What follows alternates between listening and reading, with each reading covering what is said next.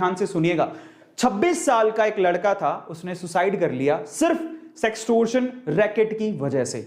Online उसके साथ एक फ्रॉड हुआ, हम लोग उसको फ्रॉड ही कह सकते हैं। उससे सेक्सटोर्शन, सेक्स की यानी इंटीमेसी की वजह से कुछ वीडियोस कैप्चर हो गई और उसके बाद उससे फिरौती मांगी गई और फाइनली ये बात इतनी ज्यादा बढ़ गई कि उस लड़के ने सुसाइड कर लिया।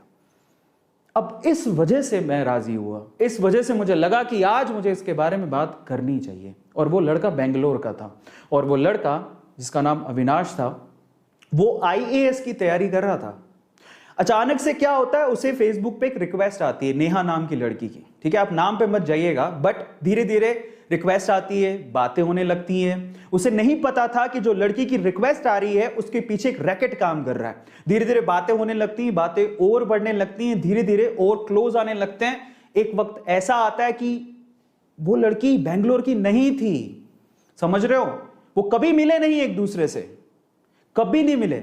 वो बेंगलोर की थी ही नहीं, कभी मिले नहीं, सिर्फ मोबाइल पे ही बातें हो रही हैं। धीरे धीरे पर्सनल नंबर शेयर हो गए, फिर धीरे धीरे उन्होंने वीडियो कॉल शुरू किए, वहां से इंटीमेट चीजें शुरू हो गई। और एक वक्त ऐसा आया जब उस लड़की ने इंटीमेट वीडियोस शेयर किए, उस लड़के को बोला कि तुम भी इंटीमेट वीडियो शेयर करो, तो गलती वही हो गई। उस लड़के ने बिलीव कर लिया और उस लड़के ने इंटीमेट वीडियोस, लाइव वीडियोस जो भी था, ऐसे वीडियो कॉल्स किए जिसकी वजह से वो फंस गया।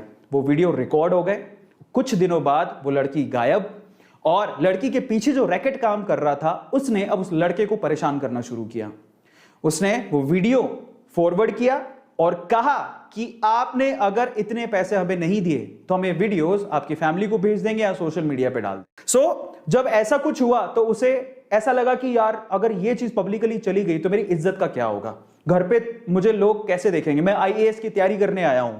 ठीक है, एक ऐसा केस हुआ। उसने शुरू में पैसे दिए, उस पैसे, अब देखो जब भी आप पैसा देते हो ना तो उनकी भूख और बढ़ जाती है। तो जब उसने पैसे दिए शुरू में तो उन्होंने बोला कि उनका पेट भरा नहीं, उन्होंने कहा हमें और चाहिए।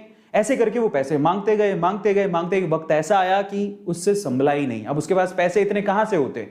फाइनली उस लड़के ने यह सोचा कि शायद मैं अपनी जिंदगी खत्म कर लूं, तभी ये जो झंझट है वो खत्म होगा। और वो लड़का दुनिया को छोड़ के चला गया। शायद अगर ये सब नहीं होता तो आज वो आईएएस की प्रिपरेशन करके कहीं अच्छा आईएएस बन चुका होता।